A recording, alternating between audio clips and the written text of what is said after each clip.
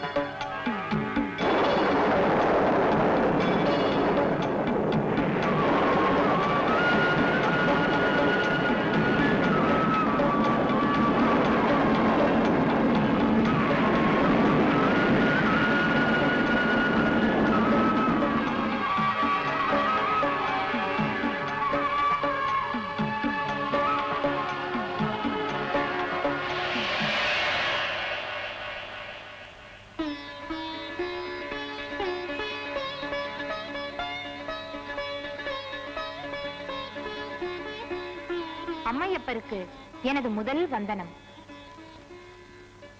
மைந்தா, அன்னையும் பிதாவும் முன்னறி தெய்வம் என்பதை உணர்த்த வந்தவன் நீ என்பதை நிரூபித்து விட்டாய். ஓங்காரத்திலிருந்து உருவான உன்னிடம் உயர்ந்த சித்திகளும் நிறைந்த ஞானமும் நிலைத்திருக்கட்டும். குழந்தாய், தனக்கு நிகரான நாயகன் இல்லாததால் நீ விநாயகன் என்று பெயர் பெறுவாய். விக்னங்களை தீர்த்து வைப்பதால் விக்னேஸ்வரன் என்று புகழ் பெறுவாய். எமது சிவகணங்கள் அனைத்திற்கும் நீ தலைமை பொறுப்பை ஏற்பதால் கணேசன், கணபதி, கணநாதன் என்றும் சிறப்பிக்கப்படுவாய். தன்யனானே.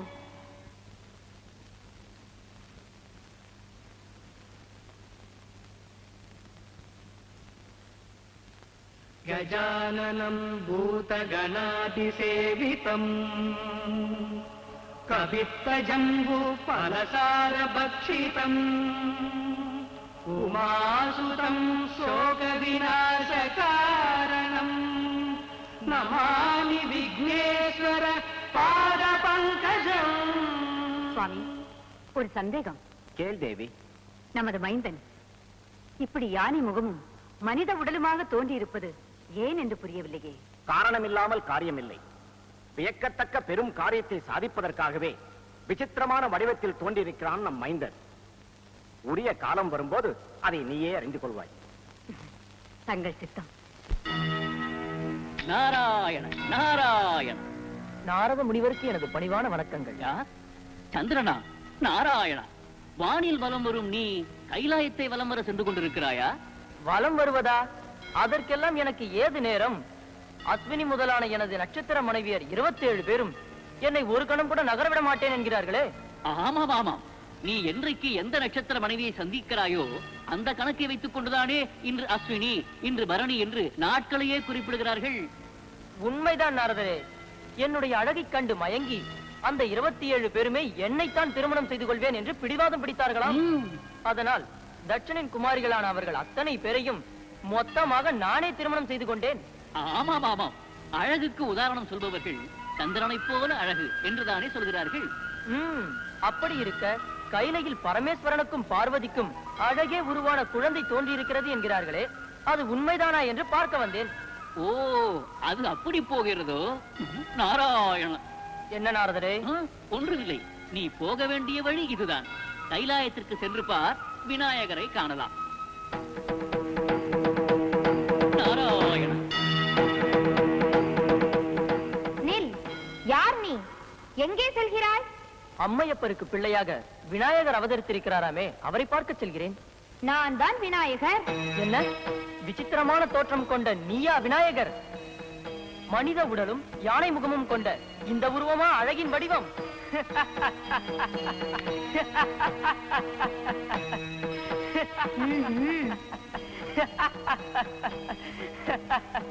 சந்திரா, அழகே உருவானவன் என்ற ஆணவத்தால் எம்மை அவமதித்த நீ அந்த அழகை இழந்து அரூபையாக ஆவாயாக.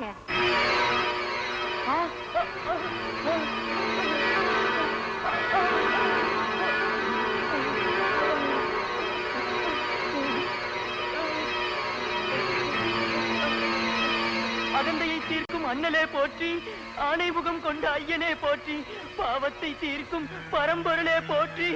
ஐயனே, ஐயனே. உண்மையான அழகு எது என்பதை உணரும் காலம் வரை நீ இப்படியே இருக்க கடவாய்.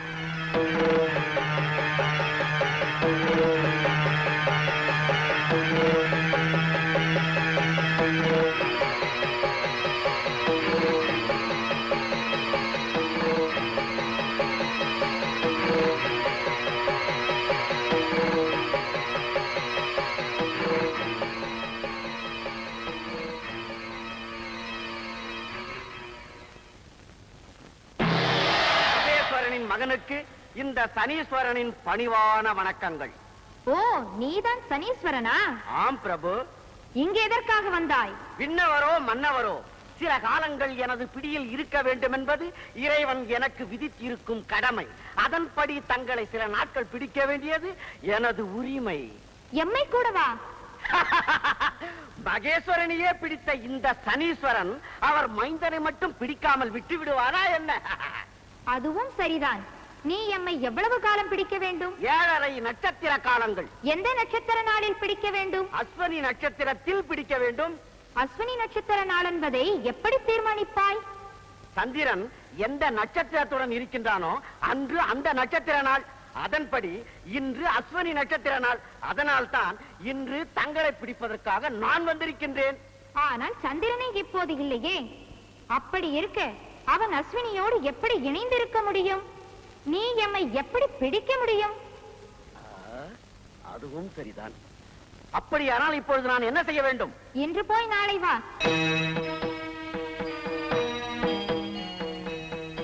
விநாயக பெருமானே, தங்கள் ஆணைப்படி வந்துவிட்டேன். இன்னும் சந்திரனே வரவில்லையே. இன்று போய் நாளை வா. விநாயக பெருமானே, இன்னும் சந்திரன் வரவில்லை. இன்று போய் நாளை வா.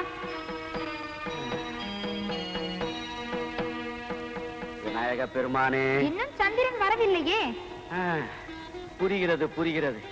இன்று போய் நாளை வருகிறேன்.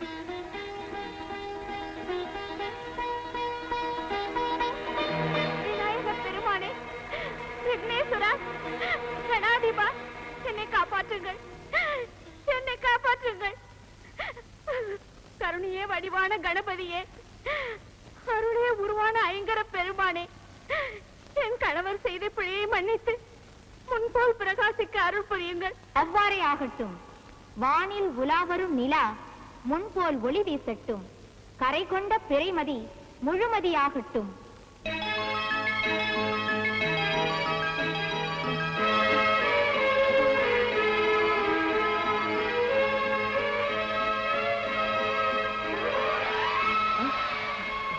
விக்னேஸ்வரா, விக்னேஸ்வரா, விநாயக பெருமானே, ஒரு திவ்ய திருமேனியில் 2 செவி, 3 கண்கள், 4 புயங்கள், 5 கரங்கள் கொண்டு விளங்கும் யானைமுக கடவுளே, அருள் புரியுங்கள். சந்திரா, நீ எம்மை பரிகசித்து சாபத்திற்கு ஆளான நாள் 4ஆம் பிறையான சதுர்த்தி நாள். அந்நாளில் உன்னை பார்ப்பவர்கள் நீ பெற்ற சாபத்தின் பாவத்தை தானும் அடைவார்கள். ஆனால் எமக்கு விருப்பமான ஆவணி மாத கிருஷ்ணபட்சத்து சதுர்த்தி நாளில் எம்மை வணங்கினால் அன்று வரை நேர்ந்த பாவங்கள் தீர்ந்து உன்னத வாழ்வை பெறுவார்கள். ஆஹா, எனது ஆணவத்தை நீக்கியதற்கு அடையாளமாக விநாயக சதுர்த்தி என்ற விழாவையே தந்துவிட்டீர்கள். இதுவே நான் பெற்ற பெரும் பேரு. விநாயக பெருமானே. யார்? சனீஸ்வரனா? ஆம் பிரபு, 7 நாட்களாக வந்து வந்து சென்று கொண்டிருக்கின்றேன். இன்றாவது தங்களை பிடிப்பதற்கு அனுமதி தாருங்கள். சனீஸ்வரா, ஒருவரை பிடிப்பதிலும் சரி விடுவதிலும் சரி காலக்கணக்கு மாறாதவன் நீ இல்லையா? அதில் என்ன சந்தேகம்? நீ எம்மை எப்போது பிடிக்க வேண்டும்? சந்திரன் அஸ்வினி நட்சத்திரத்தில் இருக்கும் போது பிடிக்க வேண்டும். எப்போது விட வேண்டும்? சந்திரன் பூச நட்சத்திரத்தில் இருக்கும் போது விட வேண்டும். சந்திரா, நீ இன்று எந்த நட்சத்திரத்துடன் இருக்க வேண்டிய நாள்? இதோ இந்த பூச நட்சத்திரத்துடன் பிரபு. பிறகு என்ன, அவ்வளவுதான். அப்படி என்றால்? அப்படி என்றால் அஸ்வினி நட்சத்திரத்துக்குரிய நாளில் நீ எம்மை பிடித்து பூச நட்சத்திர நாளில் விட்டு விட்டாய். நீ எம்மை பிடிக்கும் காலக்கெடு முடிந்து விட்டதே.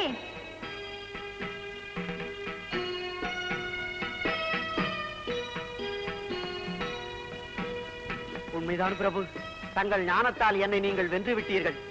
ஞான விநாயகர் என்பதை நிரூபித்து விட்டீர்கள். தாங்கள் என்னை வென்றதற்கு அடையாளமாக நான் என்ன செய்ய வேண்டும் பிரபு? எமது பக்தர்களை, எமது பெயரை ஒருமுறையேனும் உச்சரிப்பவர்களை நீ பிடிக்க வேண்டிய காலம் வந்தால் கடுமையாக நடந்து கொள்ளாதே. இதமாக இருந்து அமைதியாக வாழச் செய். அப்படியே பிரபு.